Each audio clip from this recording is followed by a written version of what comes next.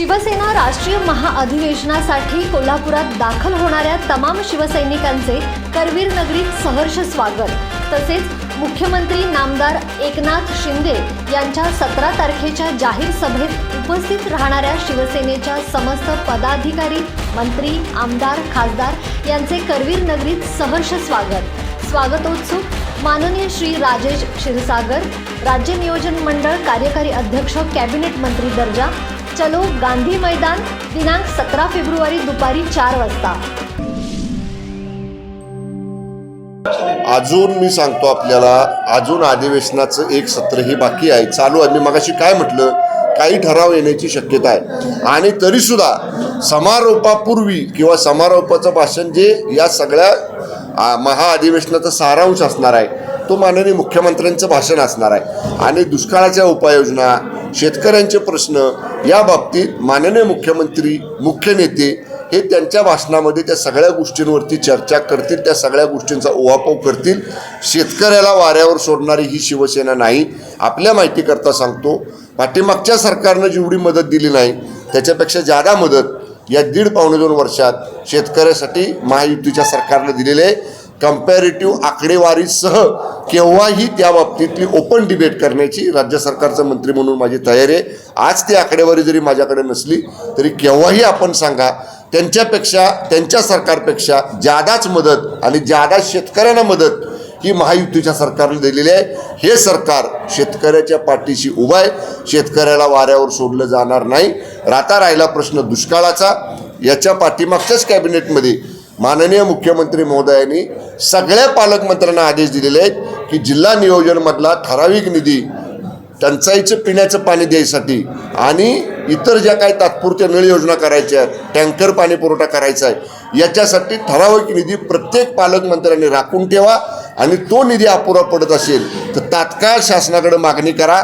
प्रत्येक पालकमंत्र्याच्या मागणीप्रमाणे दुष्काळाला टँकरनं पाणी पुरवठा करणे आणि तात्पुरत्या नळ योजना करणे किंवा नळ योजना दुरुस्त करून नळाद्वारे घराला पाणी देणे, याला निधी कमी पडणार नाही हे माननीय मुख्यमंत्र्यांनी सगळ्या पालकमंत्र्यांना मागच्याच कॅबिनेटमध्ये सांगितलेलं आहे। रावताना म्हणाव, तुम्ही देशामध्ये भारतात राहता, तुमचा कायद्यावर विश्वास आहे ना, तुमचा संविधानावर विश्वास आहे ना, तुम्ही खासदार म्हणून निवडून आला, भले आमच्या मतावर आला, म्हणजे आता आम्ही 10 वेळा सांगतोय की आम्ही मतं दिली म्हणून राऊत तुम्हाला राज्यसभेत दिसत आहेत, आता म्हणावं राजीनामा द्या आणि उभं राहावं बरं परत। राहिलं समजा तुम्हाला संसदेमध्ये खासदार झाला आमच्या मतावर, तुम्ही संविधानाची शपथ घेतली ना राऊतांनी, संविधानाला साक्षी मानूनच खासदार झाले ना, मग संविधानावर तरी विश्वास आहे का नाही?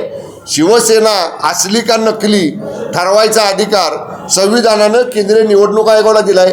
निवडणूक आयोगानं 78 पानी जजमेंट लिहिलं, निकालपत्र लिहिलं, त्याला पुष्टी दिली की कशासाठी शिवसेना ही शिंदे साहेबांच्याकडे दिली, शिवसेनेचं धनुष्यबाण चिन्ह आम्हाला दिलं। या उपर तुम्ही कोर्टात जायचा प्रयत्न केला, कोर्टानं पण दखल घेतली नाही। म्हणजे तुमचा कायद्यावर विश्वास नाही, तुमचा घटनेवर विश्वास नाही, तुमचा संविधानावर विश्वास नाही। संजय राऊत म्हणेल ती पूर्व दिशा असं त्यांचं म्हणणं असतं, त्यामुळे त्यांना काय म्हणायचे ते म्हणू द्या। आम्ही कायद्यानं चालणारी माणसं आहोत, आम्ही घटनेवर विश्वास ठेवून चालणारी माणसं आहोत। आम्हाला घटनेनं, कायद्यानं शिवसेना असली शिवसेना आमची आहे याच्यावर शिक्कामोर्तब केलेला आहे। लोक ठेवायला लागतील, लोक ठेवावी लागतील, म्हणजे मला समजलंच नाही त्यांच्या बोलण्याचं। नाही, खरंच सांगतो, मला त्यांच्या बोलण्याचा अर्थच कळाला नाही। म्हणजे असं जर ते म्हणले असते बाबा सरकारवर पश्चाताप करण्याची वेळ येईल तर एखादी आपण समजू शकतो, पण पश्चाताप करायला लोक ठेवायची म्हणजे काय हे मला कळालं नाही। पण तरीसुद्धा माननीय मनोज पाटील जरांगे यांच्याबद्दल आम्हाला सहानुभूती आहे, आम्हाला त्यांच्याबद्दल आदर आहे। एवढं मोठं आंदोलन त्यांनी महाराष्ट्रामध्ये उभं केलं, याचं निश्चितपणे म्हणजे त्यांनी उभं केलं मराठा समाजाचं आरक्षण। आता बघा, जेव्हा तुम्ही विजय उत्सव साजरा केला, माननीय मुख्यमंत्री महोदयांच्या हस्ते तुम्ही अध्यादेशाची प्रत स्वीकारली, तुम्ही मान्य केलं की शिंदे साहेबांमुळे हे झालं। आता त्याची अंमलबजावणी करायला साहेब, मी मगाशी म्हटलं तसं घटनेनं, कायद्यानं, विधिमंडळाच्या हिरव्या बुकमध्ये जे नियम दिलेले आहेत, विधिमंडळाचं नियमानं चालतं की काल अध्यादेश काढला, आज आणला आणि उद्या त्याचा कायदा केला, असं होत नाही ना। याला काही प्रोसिजर आहे आणि ती प्रोसिजर आपण सुरू केलेली आहे।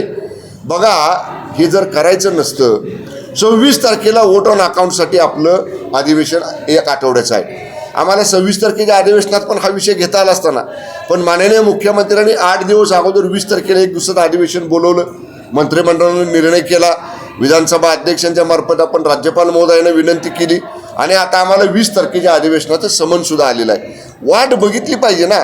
जरांगे पाटील साहेबांना माझी एकच विनंती आहे, तुमची प्रकृती नाजूक आहे, तुम्ही वेळेवर उपचार घ्या, औषध उपचार करा, आपण तब्येतीची काळजी घ्या. जो शब्द शिंदे साहेबांनी आपल्याला दिलेला आहे की मराठा समाजाचं आरक्षण इतर कुठल्याही समाजाच्या आरक्षणाला, विशेषतः ओबीसींच्या सुद्धा समाजाच्या आरक्षणाला धक्का न लावता कसोटीवर टिकणारं सगळ्या आणि कायद्याच्या चौकटीत बसणारं अधिवेशन देण्याचा शब्द माननीय शिंदे साहेबांनी दिलेला आहे. तो शब्द आमचं सरकार 100% पूर्ण करेल. नाही, हे बघा, एका वेगळ्या पार्श्वभूमीवरती 1.5-2 वर्षापूर्वी माननीय एकनाथजी शिंदे साहेबांच्या नेतृत्वाखालचं हे सरकार स्थापन झालं. आपण सगळ्यांनी बघितलेलं आहे. मला खरं आमच्या महाअधिवेशन चालू असताना कुठलं राजकीय भाष्य करायचं नाही, पण साहेब मुख्यमंत्री झाल्याच्या दुसऱ्या दिवशीपासनं ज्यांना हे आवडलं नाही ती मंडळी सांगत होती हे सरकार पडणार, हे 2 महिन्याचे मुख्यमंत्री आहेत, 6 महिन्याचे मुख्यमंत्री आहेत, 1 वर्षाचे मुख्यमंत्री आहेत, उद्या जाणार, काल जाणार, परवा जाणार, हे सगळं सांगणारी काही मंडळी सकाळचा 10चा भोंगा वाजत होता. पण त्यांनी 2.25 वर्ष बघितलं, उलट आमचं सरकार आलं त्या दिवशीची संख्याबळ, दुसऱ्या दिवशीचं संख्याबळ, दुसऱ्या महिन्यातलं संख्याबळ, 6व्या महिन्यातलं संख्याबळ आणि 1.5-2 वर्ष पूर्ण होताना आता जवळपास 200पेक्षा जास्त 214-215 जागांचं संख्याबळ ह्या सरकारकडे वाढत गेलेलं आहे. त्यामुळं ज्यांना हे बघवत नाही ते अशी टीका करतात. आणि आम्ही हे बघा, माननीय मुख्यमंत्री आणि मुख्य नेत्यांचं म्हणणं एकच आहे की आपला शाखा प्रमुख सुद्धा राज्याचा मुख्यमंत्री काय करतो, राज्याचं सरकार काय निर्णय घेतं याच्या बाबतीत अपडेट हा आपला शाखा प्रमुखपर्यंत असला पाहिजे. आणि म्हणून आज आपण सगळ्या प्रमुख पदाधिकाऱ्यांना 1.5-2 वर्षातला लेखाजोखा, आम्ही कोणाच्या प्रश्नाची उत्तरं दिलेली नाहीत.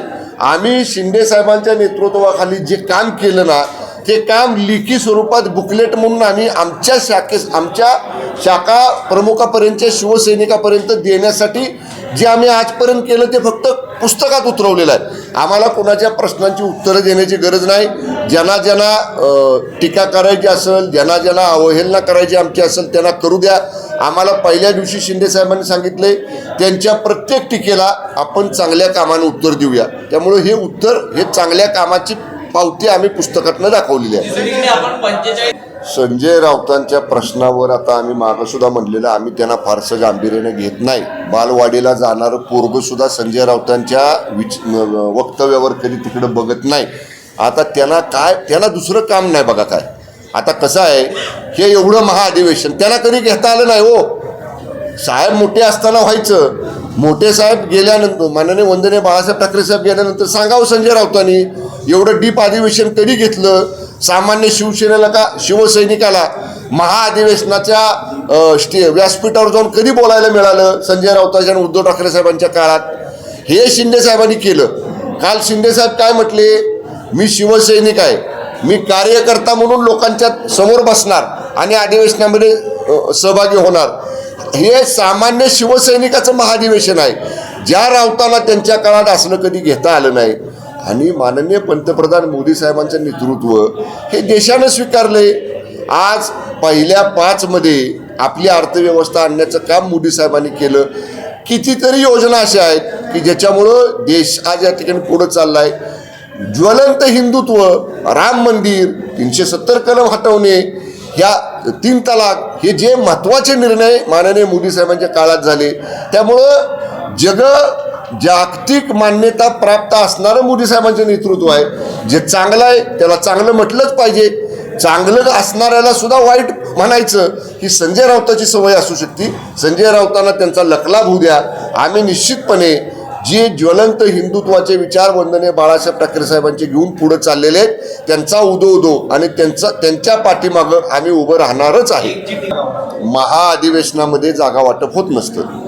जागा वाटप करायसाठी मी काय मगाशी सांगितलं, शिवसेनेचे अधिकार आम्ही सर्व माननीय मुख्य नेते एकनाथजी शिंदे साहेबांना दिलेले आहेत. त्यामुळं माननीय शिंदे साहेब त्याच्यावरती निर्णय घेतील. पण जेव्हा केव्हा मी म्हटलं तसं महायुतीतले 3 प्रमुख पक्ष आणि सहयोगी मित्र पक्ष हे जेव्हा केव्हा एकत्र बसतील तेव्हा त्या सगळ्यांचे प्रमुख नेते हे विभागवार चर्चा करतील. आत्ता जेवढ्या जागा आहेत प्रत्येक पक्षाकडं त्या जागांच्या बाबतीतली चर्चा होईल.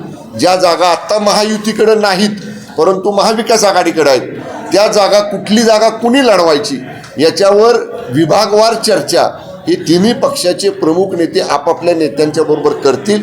अंतिम निर्णय हे तिघजणं घेतील. मागच्या एका 15 दिवसापूर्वीच्या दौऱ्यात उद्धवसाहेब आले होते ठाणे जिल्ह्यामध्ये कल्याण परिसरामध्ये. आदित्य साहेब आणि उद्धवसाहेब आले होते. थोडं ना ऐका ना, पहिल्या दौऱ्याला माणसं किती होती सांगा ना.